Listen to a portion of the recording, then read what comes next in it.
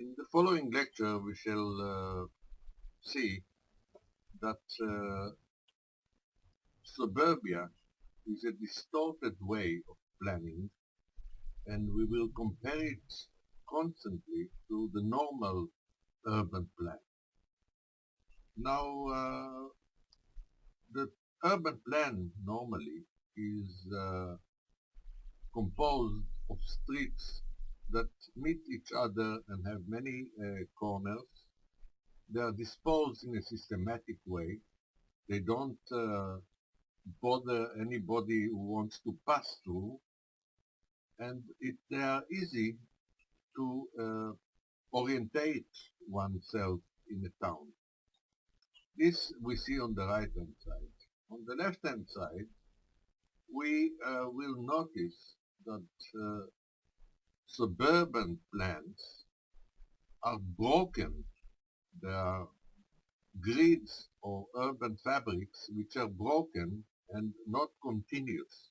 In fact, most of them are composed of round circles that come back to the beginning, and they are impossible to cross.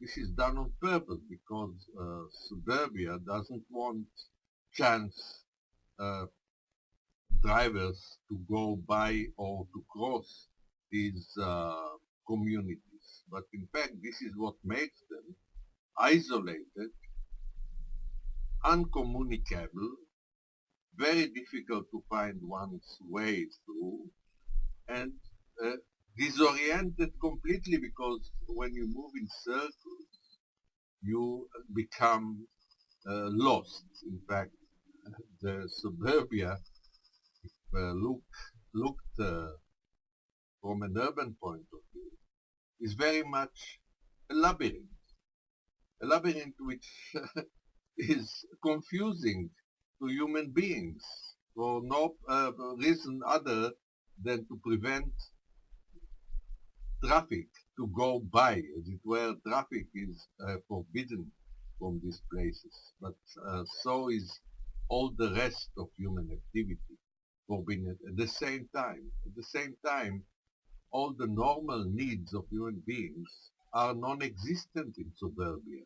You don't find in suburbia what you find in towns. You don't find all the culture, you don't find the social fabric, you don't find the financial background, work, etc. You don't find proper traffic, and especially you don't find a street or a square where you can meet with other human beings. To have a small comparison again, the suburban scheme is very much similar on the left-hand side to the old Kasbah towns, the old middle-aged sort of unplanned communities of towns which have emerged and grown without any control. On the right-hand side, we see the urban schemes of the towns we admire, anything from Sofia, San Francisco, Berlin, Budapest, etc., which are in fact based on schemes which were invented by the Greeks, and they are old schemes which have survived at least 2,500 years, and they are still very much, of course, in use, and they are all proven as success. When you look on the schemes of the suburbia, you find again this dispersal, this crazy sort of combination, especially when you compare it to the normal fabric of a town.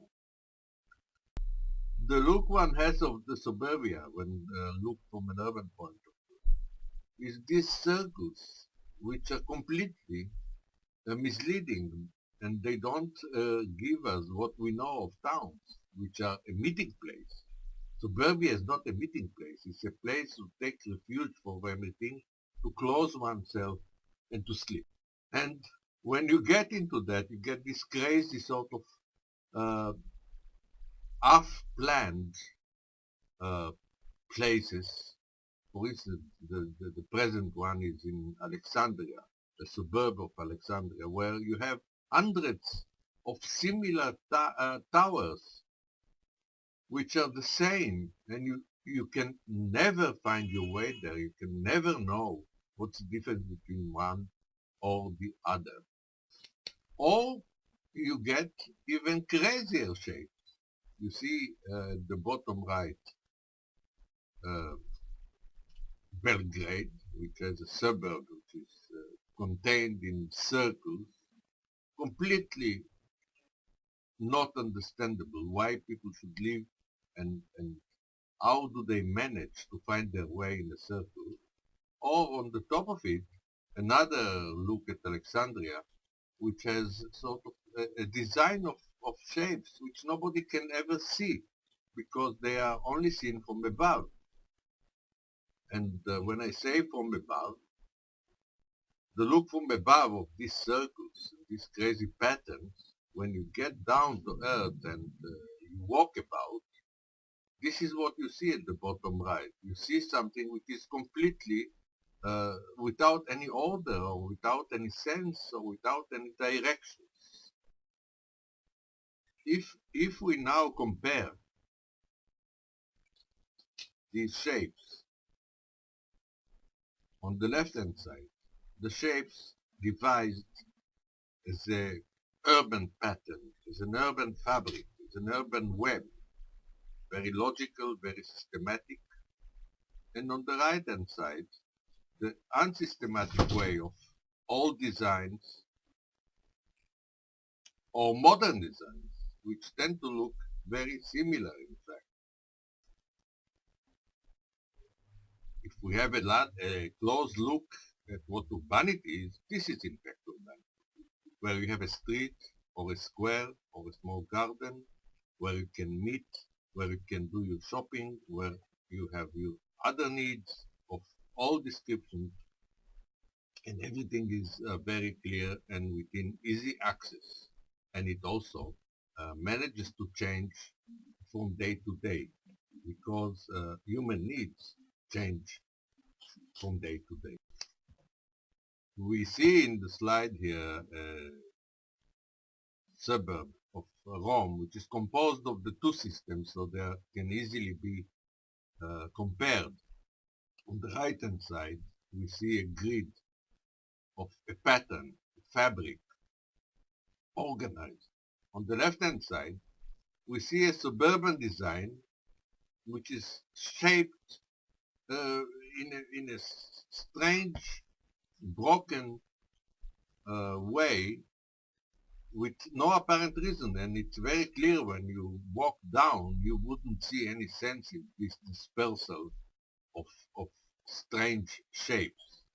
And compare it always to the existing fabrics on the top right of normal town.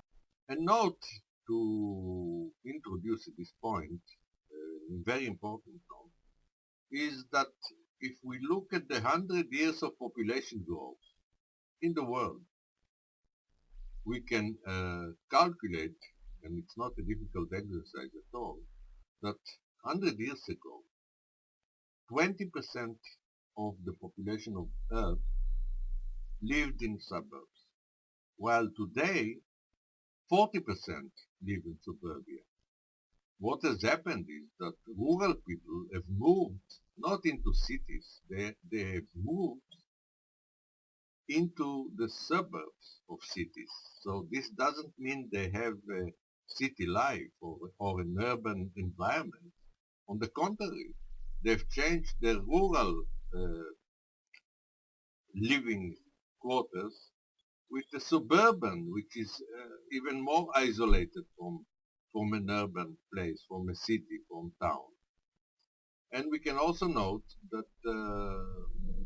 10% of the people 100 years ago lived in towns, and today also 10% of people live. This hasn't changed.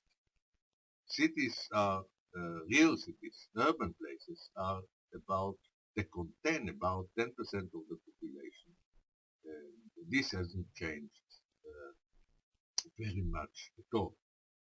On the diagram, there is a note that shows the growth of population from 100 years ago, 2 billion, to today's 7 billion. The graph shows very clearly the movement of the black shape to the red shape, indicating the middle is growing, the middle is the suburbia, and the right-hand side, the real urban, cosmopolitan uh, places have not changed. And we have also to add that 40% of the population of Earth is something around 3 billion people. 3 billion people live in non-descriptive places, which are in fact suburbia. They are not connected, they don't have a civil life, their needs are not provided close by, they have to use a car constantly, and they are disconnected from culture and social amenities, and they are also disconnected from work, financial tools, etc.